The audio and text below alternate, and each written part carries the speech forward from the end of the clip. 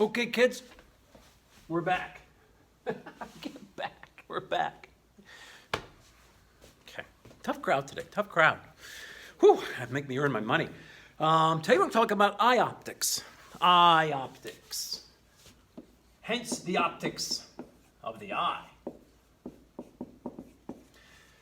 Now, I'm not an optometrist or an ophthalmologist, but I do ask my optometrist questions every year when I go to see her, and I don't think she looks forward to seeing me. I think I bug her. I think I just ask too many questions, and she just wants to get, move on and get to the next patient. But whatever, man. I gotta know. So here's what we got going on. We're doing refraction. We're now the refraction part of the optics unit. So let's do some refraction. In your eye, we all know your eye has a lens in it. And here's your eye, a lens. And that lens is a bubble out lens. Okay, I'm going to draw a line in the middle of it there. But it's a bubble out from both sides. This would be like a plane, bubbles out on the inside. So it's actually called a double convex lens. Your eye is a double convex lens. That's why I drew the plane there. Convex over this side, convex on this side. That's what you got going on in here. And that's a converging lens. So when it comes to lenses, we have our convex. Let's write that down. Convex is a converging lens. And that's also called a positive lens. So that's what we have here in our eye. And here's what's going on. You know eye anatomy, or at least some of it. You've heard these words, where you've got a lens in your eye, and you have a pupil in your eye, which allows the light through. Hello. And you have the iris. Okay. You have a flower in your eye. Yes, you do. You have a flower, the iris, and it goes boom, boom, boom, boom, boom, boom, letting more or less light going in. There are muscles that control that on the outside. Out here, there are muscles here. Muscle. That allow it also open and close the iris, but also allow your lens to actually shift. You can actually have the lens itself be moved by these muscles on the lens. It's a pliable lens. It's not like it's glass in there, people. It's not glass in there. Come on. So it's it can move, and that's if you squint. If you are nearsighted, and you squint, see that's how you know somebody's nearsighted. You see them squinting. Can't see the board. That actually helps. It does help because it changes the shape of your lens, and by changing the shape of your lens with these muscles, you can actually get a little bit clearer vision with that. Okay, but anyways, so you've got a cornea. You've got the cornea out in front, and the cornea is actually a convex lens itself. It's a thin convex lens. So let's see. We'll get you up close here. So yeah, you have a thin convex lens here. So that's a converging lens as well. You have the double converging here. So we got a convex and a big convex inside. Okay, so that cornea is important because we'll talk about laser eye surgery and how that works. All right, so this is a normal eye. A normal eye would be doing this. So here comes the light. A ray of light bounced off something coming to your eye. Another ray of light. Once it hits the cornea, it begins to converge. A little bit of conversion happens here, and then once you get to this lens, you get a lot of convergence. This is a big converging lens. And it converges the light back here on the retina. So interesting, I know, if you're taking psychology, I believe you'll learn about eyes because, that's certainly an important sense in what we see and think of the world. So I think you'll learn about eye anatomy in there. So there we would have normal vision, 20/20 vision. Okay, we'd see normal. What does that 20/20 thing even mean? I have 20/20 vision. That's good eyes. What that means, you don't do this anymore. But now you go to the optometrist, they sit you on a seat, and they put this thing in front of your face, look through there, and they go flip, look better, look worse, now, what about now? You're seeing an eye chart, you see an eye chart, but you don't have to move. They kind of move it for you by putting different lenses in front of your face. Literally back in my day, back in the 1930s, we had an eye chart on the wall. It would be 20 feet away.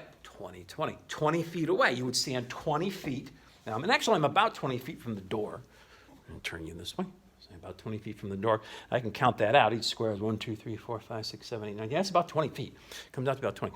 And if you had an eye chart on the door, there's there's the big E. Everybody knows the big E at the top. If you can't see that, boy, you're in big trouble. And then you go down certain lines, and eventually you get to a line that says 20, 20. If you can read that line at 20 feet, then you have 20/20 vision. That means from 20 feet away, you see normally what is a 20-foot distance for these numbers. Letters. Actually, they can be numbers, so they throw numbers in there to kind of confuzzle you, because you got numbers and letters. Now, if I can't read the 20/20 line, if I can only read the 20/40 line, you ready?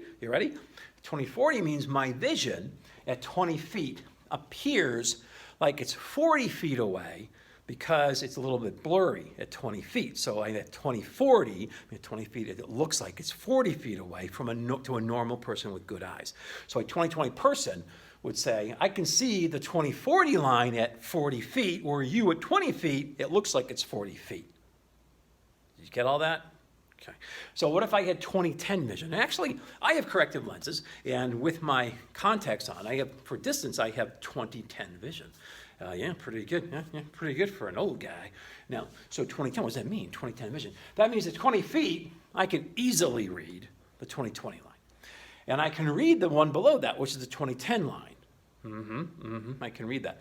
And so if I were to get to 10 feet of it, I could even read the line lower than that. So bottom line, it means that you have really good vision. So at 20 feet, I can read the next line down, and the 20/20 line looks like, are you kidding me? Come on, challenge me. All right, and there are some people that have like 2200, 2400. Now, uncorrected, my vision is awful. It is like, whoa. In fact, I remember back in, well, it was a long time ago, let's put it that way. Then I was thinking about going into the Air Force, and I went up to Pease Air Force Base, and I did all my testing and written tests and physical tests, and of course they do an eye vision on you. And I remember standing in there, and I was at the eye chart, and I could read this particular line, which was not good. And I said, so what is my vision according to the eye chart? And she just looks at me and goes, 20 bad. Yeah, it's like 20 bad, okay. And I kind of got it out of her, and eventually it was like 2200, 200. Yeah, at 20 feet, it looked like it was 200 feet to somebody who was at 20/20. So, but corrected is perfectly fine. It's great. So, and I've never had laser eye surgery. I'll talk about that as well. So anyways, that's what the 20/20 chart means. It means if you're literally standing 20 feet away from the chart, you can see that line, the 20/20 line. And somebody who had normal vision could see that line quite easily. And if you can't, that means it looks like you're farther away than what you really are, 20 feet. Okay, so this is normal vision. Light comes in, hits that retina. All good. Now, at this point, you have an optic nerve back here. It's an optic nerve, goes up to the brain, and your brain goes, I see you. What's kind of interesting, though, about eyes is this converging lens that's in your eye will actually, it inverts the image. And we're going to be doing mirror drawings. So we did those. Lens drawings. We did the mirror drawings. And so we'll be doing the lens drawings. And when we do lens drawings, we will see this. We'll see the effect of a converging lens. It actually flips the image. It inverts it. So you get an inverted image on your retina. You get an upside down. You're getting an upside down me on your retina right now. I am on the back of your retina. I know it's kind of weird. I'm sorry. I know it's a little awkward and invasive, but I'm on the back of your retina right now, and I'm upside down. But your brain, being smart, so you have a smart brain, your brain knows it's upside down and transmits the information to the brain and reflips it. Now, I know over in psychology, they have like these inversion lenses. And if you put the inversion lenses on, everything looks upside down because it takes the image, flips it, and then your eye flips it, so it ends up being right side up on your retina, and your brain goes, oh, that's upside down, and then it flips it, and everything looks upside down. It's weird, and your brain will eventually adjust. I'm not sure how long you have to have those inversion lenses on before your brain goes, wait a minute, it's upside down, and it flips the image to right side up. I'm not sure. Ask your psychology teacher. They would know more about that than me. So this is normal. Now, if you have nearsightedness, okay, let's get rid of this eye, good old normal eye, and let's put a nearsighted eye down. A nearsighted eye is a little bit more elongated. I'm exaggerating it here to show it, but there's our lens. And with the nearsighted eye, you have the cornea here. I'm not going to keep drawing the cornea in. It does do a little bit of refracting. But you have the cornea. So here comes the light, hits, gets bent, boom. That's where the image meets. That's where the image meets. Now, if your eye retina was here, everything hunky-dory. But if it's back here, the image becomes blurry. And the farther away those lines are from each other, the more blurry it is. So the eye, your eyes, you ever see a little baby? Little baby's got like big freaking eyes. They're like aliens. Because your eye is the same shape, not same shape, the same size as when you're born is what it is now. It's one of the, it might be the only thing. I don't know. I'd have to ask Mr. Fasuski. He's smart. He knows this stuff. It's biology. It's not a real science, but sometimes they know stuff. And I believe it's the only thing that doesn't grow after you're born. I think it's just like your eye size is your eye size. It's the way it is. So it's like babies look like boom, bug eyes, like flies. Yeah.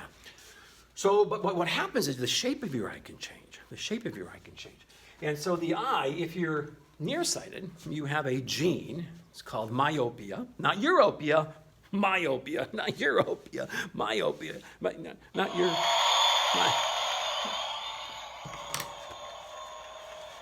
Yeah, and it's a gene, and your eyes will just change their shape. And if you change the shape just a little bit, and it becomes a little bit more elongated, then, well, that's going to mess up where the retina was to where it should be to have good vision. So you get blurry vision. And so that usually with most people, if you're going to experience nearsightedness, myopia, usually happens sometime in middle school. It can happen earlier. It can happen later. But usually it starts to happen in middle school. And progressively gets worse, actually. Mine started happening in middle school, and now I'm old now. I'm in my, a little over 100 years old. I was, again, high school in the 30s. So at this point, my eyes have gotten really long. I mean, if you push hard, you can see bumps on the back of my head. Boom. Oh, whew. Ow. Just pushed my eyes because they're growing. They're like coming out back. Scary, yeah. And so I literally, that's why teachers are supposed to have eyes in the back of your head watching those students. I do. I literally have them because they're in the back of my head. Okay, I'll get back on track. Okay, here we go. So now, how do we correct this? How do we correct this? If you are nearsighted, check this. You probably have glasses. I mean, you might have contacts. My guess is you still have glasses for backup. Look at your glasses if you're nearsighted. Now, nearsighted means you can see near.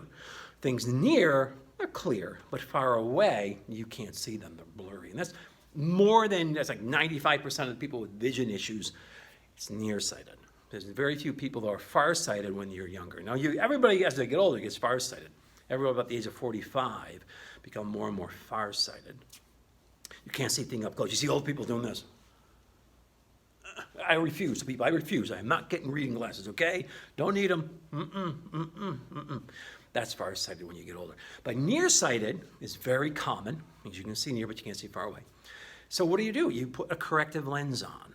What kind of corrective lens? Well, of course, a contact lens or a glass lens, or a plastic lens in front of your face, glasses.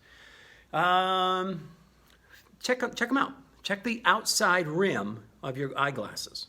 Check the outside rim and compare it to the thickness of the inside of that glass or plastic, whatever it's made out of. Check the difference in thickness from inside to outside. Inside. Check it out. They're different, aren't they? Thicker on the outside, thinner on the inside. We call that a diverging lens. That is a diverging lens, also known as a concave lens. Concave is diverging. There isn't much that a diverging lens is good with. You don't make anything out of this. You don't make cameras, or you don't make any optical instrument, microscopes or refracting telescopes. Always use the convex lens because that focuses light. This is the opposite. It diverges light. When light goes through this, it spreads out. But the one good thing it's good for is correcting nearsightedness. Put this in front of your face. What happens? Check it out. I'll make this a different color. So we'll put a diverging lens in front of your face, and with the black marker, we'll show what happens. Okay, here comes some light coming through the lens. It diverges, and now it hits the lens at a different angle, which means it's going to refract, but now it's going to refract, but it takes longer for it to reconverge. This is a converging lens, so we'll converge that light, but since it came in at an angle that was not straight, it causes it to converge farther back, takes longer for that convergence, and boom, we can put that image right on the back of your retina, and everything's looking sweet.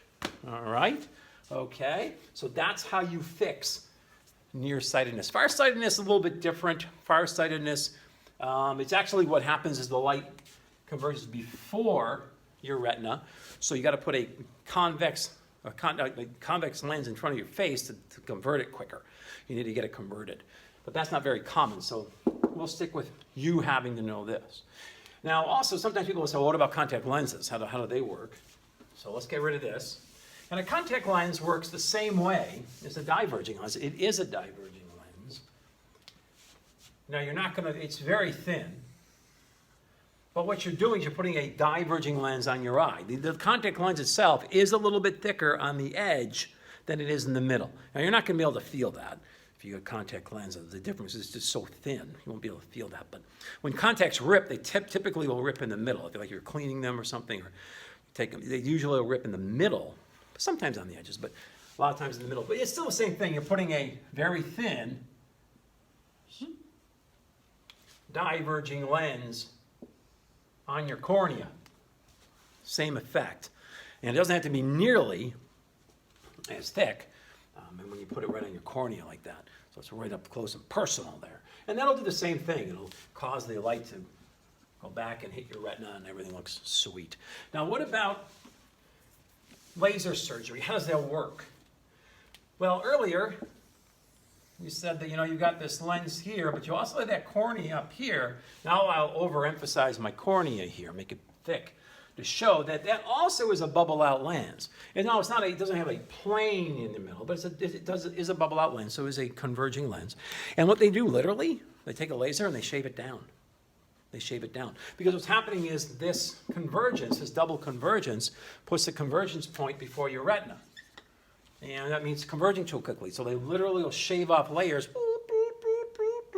off your cornea, making that lens thinner, and that lens being thinner, along with this lens, will converge the light farther back. The light will converge farther back because you thinned out this lens here.